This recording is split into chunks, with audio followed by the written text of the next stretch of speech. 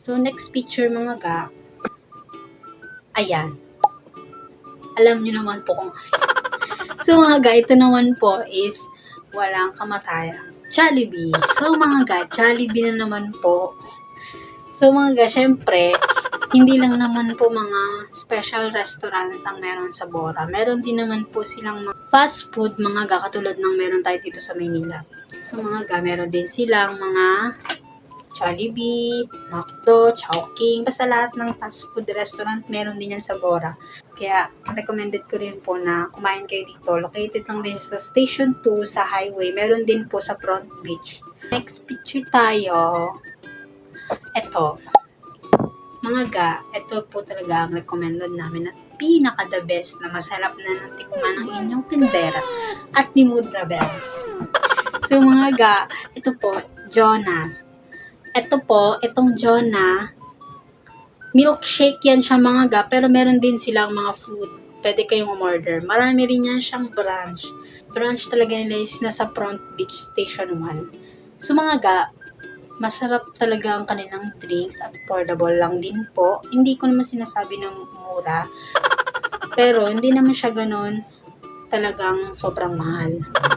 So mga kung gusto nyo talaga naghanap kayo ng malasang milk shake, dito kayo marami silang mga different ng flavor. So mga ga kasi kami, mahilig talaga kami sa mga malalamig din. Punta ka dito sa Bora, dapat matikman mo tong Jonas. So mga ga, tinikman namin, ang in-order namin na bestseller nila is yung Choco Peanut Banana. Choco Peanut Banana. Basta ganun yung ano niya mga ga, Choco Peanut Banana yung flavor niya. Talagang malalasahan mo yung peanut niya. At masarap talaga siya mga ga. Hindi siya yung parang purong chocolate lang. Ganun. Kaya talagang recommended ko rin dito kung gusto nyo ng mga milkshake. So, next picture. So, kung makikita nyo mga ga, ayan, nag-dinner eat kami ni Mami. Sa D-Mall lang din yan siya mga ga. So, nadadaanan na rin namin siya along the way na nag-ikot-ikot kami ni Mudra Bells doon sa D-Mall.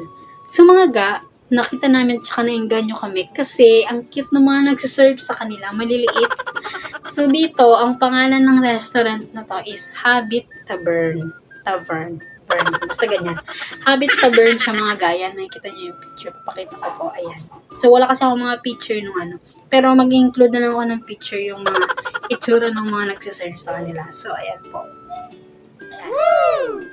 So, mga ga, talagang masasabi kong masarap ang pagkain nila. At talagang mabubusog din kayo mga ga. Kasi nga po, bukod sa mabubusog kayo, malasa talaga yung pagkain nila dito. Hindi naman siya ganun kamahal, pero affordable ulit po siya mga ga. Sasabihin ko po again, na lahat ng kinakainan namin ng Mudra Bells is yung mga afford lang namin. So mga ga, ito recommended ko rin po sa mga gustong pumunta ng Bora at kung may budget naman po kayo, pwede kayo dito nanganggap kumain. Habit Tavern to siya, sa di mo lang din to papasok. So, makikita nyo na yan dyan mga ga. Basta kulay brown yun, tsaka open lang din yun sila. So, yan po yung kinain ni Mudra Bells, parang spaghetti, ganyan, Italian spaghetti. So, ang kinain ko naman mga ga, ayan, parang teriyaki na may parang vegetable na umuusok-usok. Switch po tayo. So, i-rate ko muna po pala siya. I rate this one 10 over 10 kasi masarap talaga ang kanilang food. So mga ga, next picture po tayo. Ito po, kumain kami ni Mami. Ito. Ayan po. Coco Mama. So mga ga, pag pumunta ka rin po talaga ng Boracay, hindi pwedeng hindi mo ito matikman. So talagang nag-order kami nito ni Mami. Tsaka yung serving naman nito mga ga, marami na siya.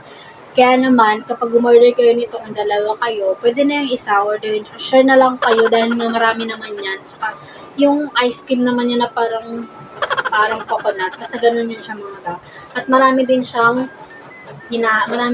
halo. Kaya talagang good for to na rin siya mga ga at mabubusog ka na. At yun nga mga ga, nag-share na rin kami ni Mami at nakadalawang balik po pala kami dito dahil nga masarap din naman po siya. Pero talaga yung mga foreigners, kapag pumupunta sila or pag may nakakasalubong kaming foreigners, talagang bibili sila nito at pinipilahan talaga mga ga. Meron din silang station 1 at station 2. So, next mga ga, recommended ko rin po ito. Rate ko siya ng 8 over 10. Picture is Ayan po, 7 cups. So mga guys, ito, papakita ko po yung picture. Yan po. Itong 7 cups, makikita nyo lang to siya sa highway. Meron din siya sa front page. So mga guys, 7 cups is milk tea yan siya mga gas. So, i-recommend ko din siya kasi masarap at saka affordable. At talagang lasang milk tea talaga siya mga gas.